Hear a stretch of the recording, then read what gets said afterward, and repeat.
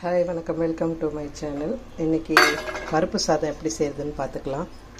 First கொஞ்சம் எண்ணெய் ஊற்றிக்கலாம். ஓகேங்களா? எண்ணெய் ஊற்றிட்டோம். எண்ணெய் காஞ்சதும் தாளிக்கிறதுக்கு தாளிப்பு வடகம் எல்லாம் நம்ம இந்த வெயில் டைமில் போடுவோம் இல்லைங்களா. ஒரு 3 வரமிளகா, உங்களுக்கு காரம் எவ்வளோ வேணுமோ அதுக்கேற்ற மாதிரி சேர்த்துக்கலாம். ஒரு 6லேருந்து 7 பல்லு பூண்டு, ஒரு பெரிய வெங்காயம்,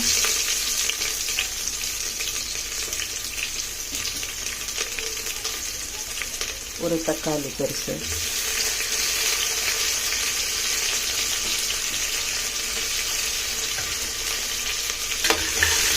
நல்லா வதக்கிக்கலாம்.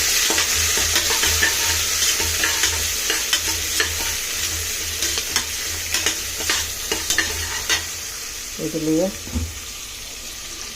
கொஞ்சம் மஞ்சத்தூளும் உப்பும் சேர்த்துக்கலாம்.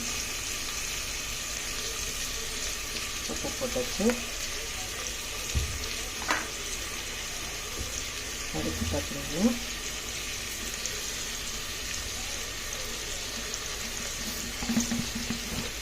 மஞ்சத்தூள் நான் வீட்லேயே விரலி மஞ்சள் வாங்கி அரைச்சி வச்சுருக்கேன், மிஷினில் அரைச்சி. ஸோ அது கொஞ்சம் போட்டாலே போதும். நல்லா வாசனையாகவும் கலர்ஃபுல்லாகவும் இருக்கும். அடுத்து பார்த்தீங்கன்னா சாம்பார் பவுடர் சேர்த்துது, இது கொஞ்சம் சேர்த்துது. அவ்வளோதான். ஓகேங்களா? இப்போது இதில் அரிசியும் பருப்பும் ஊற வச்சு கழுவி வச்சுருக்கேன், அதை ஆட் பண்ணிக்கலாம். ஓகேங்களா? இப்போ இதில் அரிசியும் பருப்பும் சேர்த்தாச்சு. நல்லா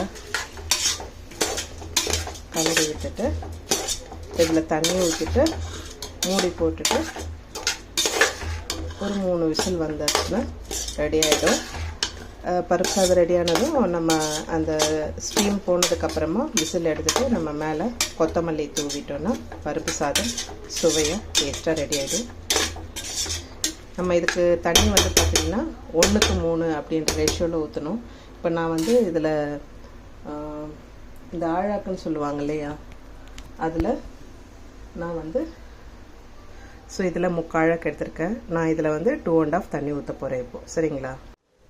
சூப்பராக பருப்பு சாதம் ரெடி ஆகிடுச்சு. ஸ்டீம் எடுத்துகிட்டு மேலே கொத்தமல்லி தலை தூவியாச்சு. நீங்களும் இந்த மாதிரி செஞ்சு பார்த்து எப்படி வந்துச்சு அப்படின்றத கமெண்ட் பண்ணுங்கள். பாய்.